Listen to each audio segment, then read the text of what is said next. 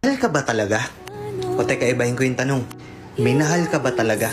Kasi one thing I've learned in a relationship, yung mga bagay na dapat binibigay niya sa'yo, dapat hindi mo yun hinihingi sa kanya. Hindi mo dapat hinihingi yung respeto. Hindi mo kailangang ipaalala sa kanya na, oh, mag-care ka naman. Paramdam mo naman sa akin na mahal mo ko. Hindi mo na dapat hinihingi yung mga simpleng bagay na dapat ginagawa niya sa'yo ng kusa. Kasi kung talaga mahal ka niya, kusa niyang gagawin yun, kusa niyang ibibigay sa'yo yun. Hindi yung para kang tangang desperadong desperado na iparamdam niya lang sa'yo at ipaalala niya sa'yo na mahal ka niya. Kasi kung totoong mahal ka ng isang tao, magkukusa siya. Kusa niyang ipaparamdam sa'yo na mahal ka niya.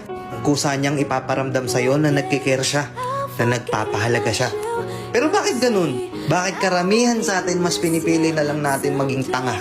Siguro nga dahil sa pag-ibig, handa tayong magpakatanga. Pero tama pa ba? Inuulit ko.